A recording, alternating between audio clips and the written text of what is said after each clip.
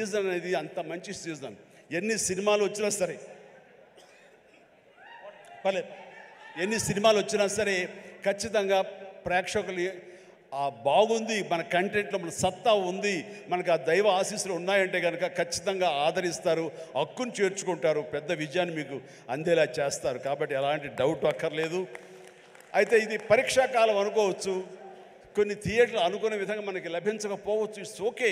ఈరోజు కాదు రేపు చూస్తారు, రేపు కాకపోతే సెకండ్ షో చూస్తారు, సెకండ్ షో కాకపోతే థర్డ్ షో చూస్తారు. బట్ కంటెంట్ బాగుంటే ఎన్నో రోజులు చూసినా ఎన్నో షో చూసినా సరే దీనికి మార్కులు పడతాయి. ఈ రోజున ఇందాక చిన్నవాడు సరే చాలా పెద్ద మనసుతో అన్నాడు, అన్ని సినిమాలు వెంకటేష్ సినిమా, నాగార్జున సినిమా, అలాగే మన మహేష్ బాబు సినిమాలు, అన్ని సినిమాలు ఆడుతాయి. ఈ సినిమాలు అన్నీ ఆడాలి, పరిశ్రమ పచ్చగా ఉండాలి. వాటితో పాటు మా ఈ సినిమా హనుమాన్ కూడా ఆడాలని నేను ఎంతో మనస్ఫూర్తిగా నేను కోరుకుంటాను, జరుగుతుంది. అండ్ ఇదే ఒకసారి నేను దిల్ రాజుతో అన్నాను, దిల్ రాజు ఏంటి మన 2016-17లో మా 150 సినిమాను బాలకృష్ణ గారి సినిమా ఒకటి రిలీజ్ అయినప్పుడు ఏంటి మళ్ళీ ఈ సినిమా రిలీజ్ చేస్తాం, కొంచెం డిలే చేయొచ్చు కదా అని అంటే, సార్ అలా కాదు సార్, మా కంటెంట్ బాగుంటుంది, శతమానం భవతి అని, మీ పెద్ద సినిమాలు మధ్యలో ఈ సినిమా ఆడకుండా పోదు సార్, ఏం పర్వాలేదు అన్నాడు. ఓకే, అంత ధైర్యంగా ఉంటే వెల్ అండ్ గుడ్ అన్నాను. ఆ సినిమా కూడా బాగా ఆడింది. కాబట్టి అదే దిల్ రాజు గారు అందరికీ మనకు చెప్పినట్టుగానే ఈ రోజున ఈ సినిమా కూడా బాగా ఆడుతుంది. సో ఎందుకంటే దిల్ రాజు గారు లాంటి ఎంతో సీనియరు, ఆయన ఎంతో ఎక్స్పీరియన్స్ ఉన్న మనిషి, ఏ సినిమా ఏ సీజన్లో ఎలాగ ఆడుతుంది, ఒక్కో సినిమాకి ఎంత పటిష్టత ఉంటుంది, ఏ సినిమాకి ఎంత లాంజివిటీ ఉంటుంది, ఏ సినిమా ఎలాగ ఆదరిస్తారు, ఏ సీజన్లో అనేది బాగా తెలుసు. కాబట్టి ఈ సినిమా వస్తే కూడా ఈ సినిమాకు కూడా అంతటికి అంత ఆదరణ ఉంటుంది, అంత విజయం చవి చూస్తాడు మనస్ఫూర్తిగా కోరుకుంటూ, ఈ రోజున ఇతర క్యాస్ట్ గురించి చెప్పాలంటే 2 నిమిషాలు మీడియా వారికి ఇది నా పర్సనల్ స్టేట్మెంట్గా చెప్పాలనుకున్నాను. ప్రతి సంక్రాంతికి సినిమాలు రిలీజ్ అవుతుంటాయి. రిలీజ్ అవుతున్నప్పుడల్లా డైరెక్టర్ ఇండైరెక్ట్ నేను కష్టపడి ఎదిగి ఇవాళ ఇండస్ట్రీలో ఈ పొజిషన్లో ఉన్నందుకు ఎప్పుడు ప్రతి సంక్రాంతికి ఏదో రకంగా కాంట్రవర్షియల్ చేస్తూ నా పైన స్టోన్స్ వేస్తూనే ఉంటారు. అది ఆల్మోస్ట్ మీరు అందరికీ తెలియంది కాదు, 7-8 ఇయర్స్ నుంచి నడుస్తూనే ఉంది. సో నేను చిరంజీవి గారు మాట్లాడుతూ వారు ఎంత బాగా చెప్పారు, దిల్ రాజుకు తెలుసు దేనికి ఎలా ఏం చెయ్యాలి అని, ఈజ్ ఎక్స్పీరియన్స్ పర్సన్ అని. కానీ ఈరోజు కొందరు వెబ్సైట్లలో చిరంజీవి గారు మాట్లాడిన దాన్ని ఇంకొకలాగా టర్న్ చేసి రాశారు. అవి 2 ప్రముఖ వెబ్సైట్లే. అంటే మీరు నా పైన ఏదో రాసి మీ వెబ్సైట్ ఇంపార్టెన్స్ని పెంచుకోవడానికి వేరే వాళ్ళు ఎందుకు వాడుకుంటున్నారు? మీకు ఇది అవసరమా? అంటే దిల్ రాజు ఏం రియాక్ట్ అవ్వడు, సాఫ్ట్గా వెళ్తాడు అనుకుంటున్నారా? టాటా తీస్తా. చాలా రోజుల నుంచి ఓపిక పడుతున్నాను, ఎందుకు అని సాఫ్ట్గా వెళ్దామని.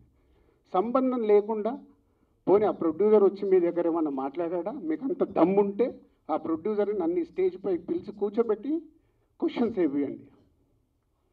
ఎందుకు ప్రతి సంక్రాంతికి నన్నే టార్గెట్ చేయాలి?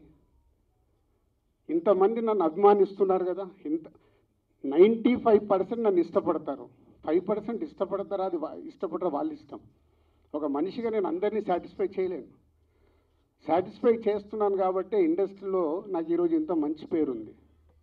మీ అందరికీ తెలుసు, దిల్ రాజు అంటే ఒక బ్రాండ్ బిల్డ్ చేశా. వ్యాపార పరంగా వచ్చే కొన్ని కాంట్రవర్షియల్స్ని మీరు అడ్వాంటేజ్గా తీసుకొని ప్రతి సంక్రాంతికి మీ వెబ్సైట్లు, మీ కొన్ని యూట్యూబ్ ఛానల్స్ కొన్నిటికి వాడుకుంటున్నారు. అది 100% తప్పు.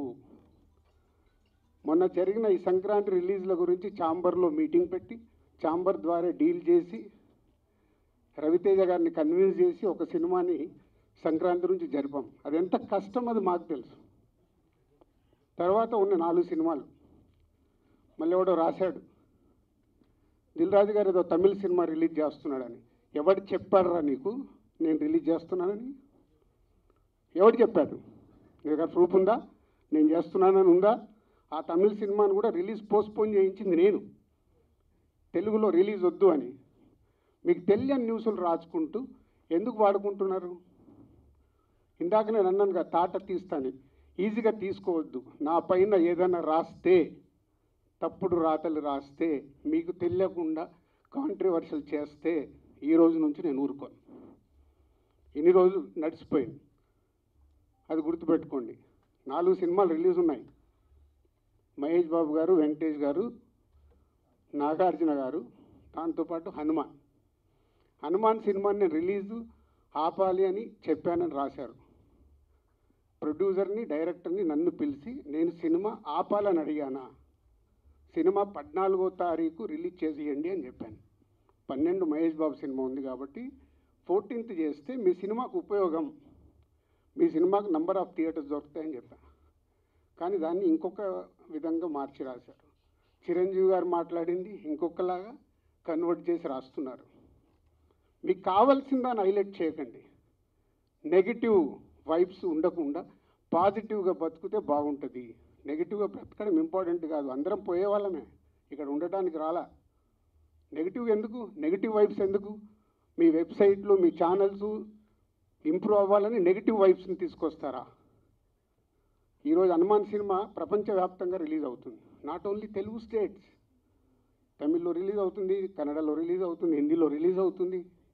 ఎక్కడ థియేటర్ లేవా? దొరకట్లేదా? మీకు తెలియని విషయం ఏంటంటే నైజాములో 7-8 సెంటర్లలో Mahesh Babu cinema, Hanuman cinema release అవుతుంది. వెంకటేష్ గారి సినిమాకి, నాగార్జున గారి సినిమాకి థియేటర్ లేదు. మీకు తెలుసా అది? చిరంజీవి గారు, Nagarjuna garu, Venkatesh garu, they are not a small heroes. 30 ఏళ్ళ నుంచి ఇండస్ట్రీలో ఒక స్టార్ హీరోగా ఉన్న ఇమేజ్ ఉన్న వాళ్ళకు కూడా థియేటర్ లేవు. ఇవి మీకు కనిపించవు. ఎంతసేపు వాళ్ళకు రావాల్సిన మైలేజ్ గురించి ప్రయత్నం చేస్తూ, సో ఈరోజు కొన్ని కోట్లు ఖర్చు పెడితే రాని ప్రమోషన్ని హనుమాన్ సినిమాకు వచ్చింది. గుడ్, సినిమా సూపర్ హిట్గా అవ్వాలి అని మనస్ఫూర్తిగా కోరుకుంటున్న దాంట్లో నేను ఒకరిని. ఎందుకంటే సినిమా ఆడితేనే గ్లోబల్గా పెరుగుతాం. మన చేతిలో ఉండదు, మనం కష్టపడి సినిమా తీస్తాం.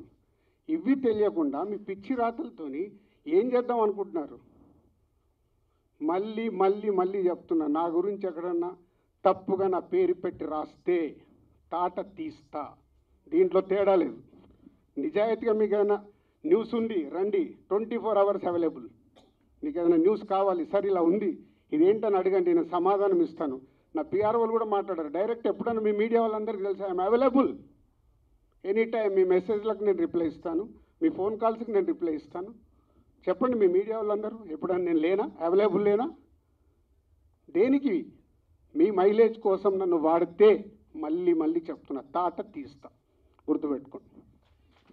అండ్ సారీ అండి, మీ డయాస్ వాడుకోవాల్సి వచ్చింది. చాలా ఎమోషనల్గా ఉన్నా, ఎందుకంటే 2-3 ఫోన్లు చేసి వాళ్ళు బాధపడుతుంటే నా వల్ల. Thank you.